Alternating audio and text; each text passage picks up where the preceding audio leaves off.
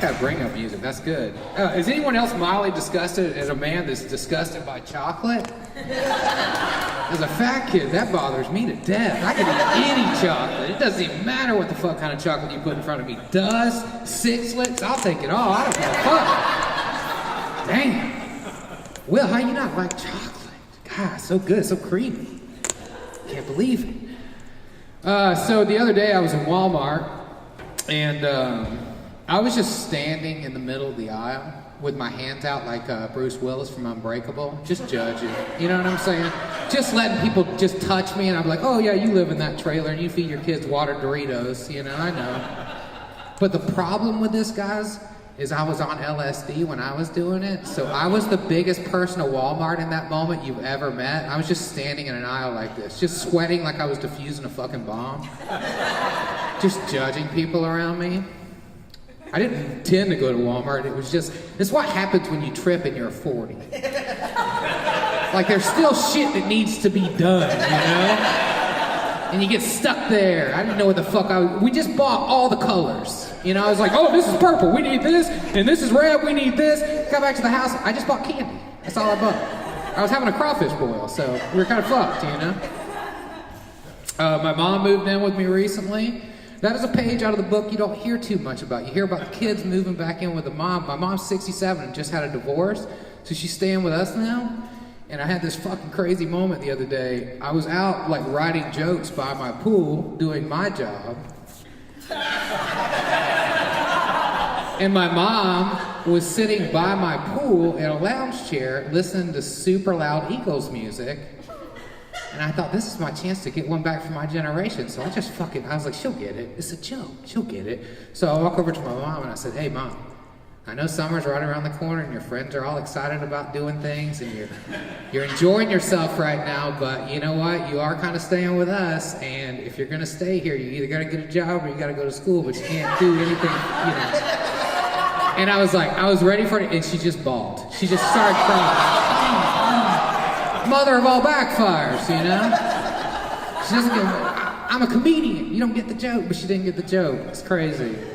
I am finding out the old people are kind of brutal, man. My life right now is I'm a lot like Steve Guttenberg in the movie Cocoon. Our in-laws live in an adjoining house to us in the back in a mother-in-law suite, and there I actually have a mother-in-law in my mother-in-law suite, and then my mom just moved back in. So we're trying to get these two to cohabitate. My mother's like an MLM champion, you know, a multi-level marketer. She's that lady, and I love her to death, but it's just like she doesn't match with my in-laws are very intellectual and quiet. And I decided the other day that I was gonna put my mother-in-law and my mother in the car with my wife, and I was gonna drive everybody to the Ponchatoula Strawberry Festival, because that's what old white people fucking love, dude. You know what I'm saying? Oh my God. It was a win-win for everybody. And dude, it couldn't even have been 5 minutes into the fucking journey, and I live 45 minutes away from this place, that my mom looks at my mother-in-law from the back seat and goes, hey Barbara, would you like to come walk around the lake over by the hospital where all the geese is with me? I was thinking about taking Darrell's dog and we could get some exercise, to which my mother-in-law responded, no. Just no, like real quick, no thank you, no that I don't like walking outside, just a fucking no. And I was like, oh my God, because you could cut the tension with a knife, you know? It was crazy. I remember looking at my wife, and my wife looking back at me, and we had big pie saucer eyes, and I thought, I gotta save it. I can save this. So I said, what's the matter, Ma? Talking to my mother-in-law. I said, you got a problem with geese? And she just said, no, I don't want to walk with your mom. Oh my God. I still gotta go to the Strawberry Festival with these people. It's unbelievable. It's unbelievable. Tomorrow's 420. Anybody in here gonna celebrate the holiday tomorrow? Oh man, this is bad. I have a problem with weed. I'm just gonna go ahead and say it. This is my open announcement of it. I have a problem with weed. And it's fucked up because it's the only drug that you can get addicted to that when you tell people you have a problem with weed, they're just like, fuck yeah, dude, your problem is you're not fucking smoking it right now. You know what I'm saying? It's like, hey, I'm being serious. And I found out the hard way. My wife has the Mint app. Does anyone use the fucking Mint app? Yeah. It's terrifying, okay? It tells you what you're spending all your money on. I had no idea. I come in the house one night and she's like, look at this. Look, I want you to look at this pie chart. And I was like, oh, what's miscellaneous? What the fuck is, that's more than our car payments. She was like, that's weed, motherfucker. Oh my God, because I'd never had my addiction like reflected back to me in pie chart form. It was fucked up. It was more than I wanted to deal with, you know? So she's like, what are we gonna do about this? And I was like, well, for sure we're not gonna eat that pie because it tastes all like weed. It's at least 70% weed, you know what I'm saying? So I've had like, it ended up being like, I smoked $500 worth of weed in 1 month. And this is not even social smoking. Again, I said I had a problem. This is not even social smoking. This is just me and a pipe and bad memories. You know what I'm saying? And we had this neighbor recently. Like I figured out the other day that we like our income bracket jumped and we moved into a nicer neighborhood. And now I'm the best chance to get weed on my whole block. Like I used to live everywhere. Like there was at least one dude with live chickens in his front yard that I could score from, but now I'm the fucking guy and I found it out the hard way. I was having a barbecue one night and I hear psst. I was like, what the fuck? What is that? And me and my little brother were smoking a blunt in the back and I heard psst. And I was like, no, I'm not high, I'm hearing that. So I was like, who's there? And my neighbor says, hello. And I was like, oh no, this is gonna be super awkward. I'm gonna have to go talk to her. And I was like, all right, so I crept over to the fence and I was like, hello? She was like, hi, me and my husband have been to Amsterdam before. So I was like, fucking great segue, you know? Can I help you? And she was just like, can you open your gate? So I was like, all right. And she's like, hey, how much does the weed cost? I was like, I don't know, how much do you want? She was like, a joint. I was so fucking excited she wanted it. I was like, no charge. I went inside and rolled it like I was rolling it for the fucking president. I was just like, this is the greatest moment of my life. So I go back out and I just hold it at her fence like this. I didn't even go inside, I'm just like holding it up and she grabs it and they take it inside. And then I learned that certain people you just shouldn't smoke weed with. This guy was talking to me and we were smoking with him and he said, hey man, you see that trailer behind your house? Because he lives next door to me. And I said, yeah. He said, you ever thought about burning it down? Jesus Christ, dude, no, you know? And he's like, oh, I'm just joking. But I don't think he was joking. So I was like, I'm gonna go back to my house. So he gives me his card, and this is the most fucked up part. I put it on my fridge, and it wasn't until I put it on my fridge that I found out that he's a Lutheran pastor. So until that moment, that was the worst. I thought I was going to hell for that, but now I'm cursing and drinking in a fucking church. So, you know what I'm saying? It's a real Sophie's choice. It's a real fucking Sophie's choice, man. I've been working on my anger lately. I've been having issues. Over the holidays, I kind of had a meltdown. And I just went on social media and just told everybody to eat my whole asshole. It was terrible. I don't know what I was thinking at the moment. I was just being super just like, you know, it's easier to leave a room when everyone's pissed off. So I decided I'd piss them off. And my wife was like, you should go seek therapy for this. So I was like, word, you know, like, because I'm from the South and we don't do therapy. Like, we just go out to our truck with a bottle of whiskey and cry to Travis Tritt music or something. That's normally how you handle shit.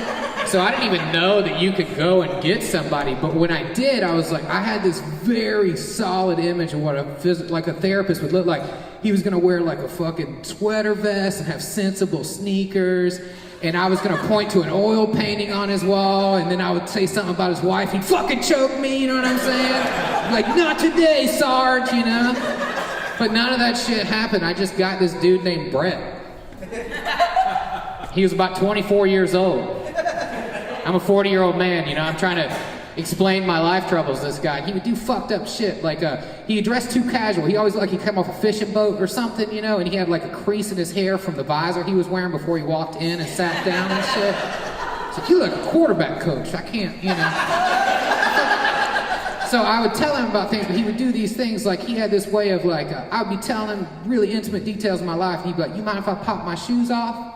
But he would do it in this real Louis C.K. way where he'd just be taking them off while he asked me and shit. So I was like, I guess you can, but for $100 an hour, I'd rather you keep them on, you know? But my straw that broke the camel's back with me and Brett was I was talking about my eating disorder and shit, because I used to be a lot heavier than what I am right now. It's hard to believe, but I was 412 pounds at one point in my life, and I'm explaining this to the guy. You'd think he'd clap too, but what he was doing is he was eating fucking Orville Redenbacher popcorn.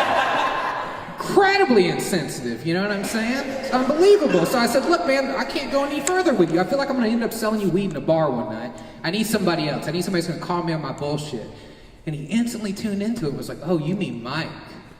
And I was like, yo, yeah, fucking Mike, dude. I like the way you said that. Bring Mike in here. 100% bring Mike in. So Mike came in. Mike's about 6'2". He looks kind of like me. He's fluffy and shit, but he dressed all in black. And not in a cool Johnny Cash way. The way he looks like he 10-pit barbecue or something. You know what I'm saying? And I was like, this motherfucker will get it. Like, if I tell this dude that I cried one night, ate a sandwich made entirely of Slim Jim meat, like, he understands. He'll put the silent fist up in the air, like, he gets it. So I started working through my problems with this cat. He noticed things about me. We started going through things.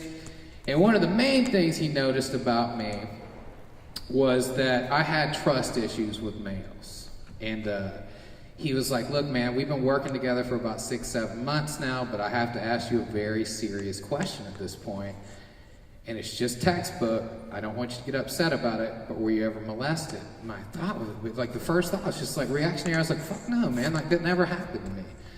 And he was like, you really need to think about it hard. And I was like, I have, dude. Like, when I was in 2nd grade, I wore a blue shirt to my class, and my teacher called me World, dude.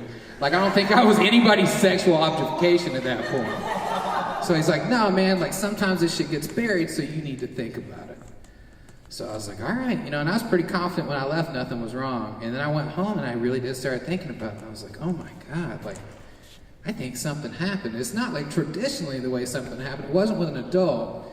But it was something that happened. So I got morbidly excited about it. I was like, oh my God, this is why I'm fucked up. You know what I'm saying? Yeah, you know what I'm saying? Fuck yeah, dude. So I fucking went in the next Tuesday with just the gusto of somebody that won the lottery. Boom, I kicked the fucking door open. I was like, Brett, boom, you nailed it, dude. Wait till I tell you what's gonna happen. So he's, you know, or not Brett, I'm sorry, Mike. God forbid I would have melted Brett's head down. He would have just been like, I don't know, you know, yeah. So I sit Mike down, I start explaining my fucking situation to Mike.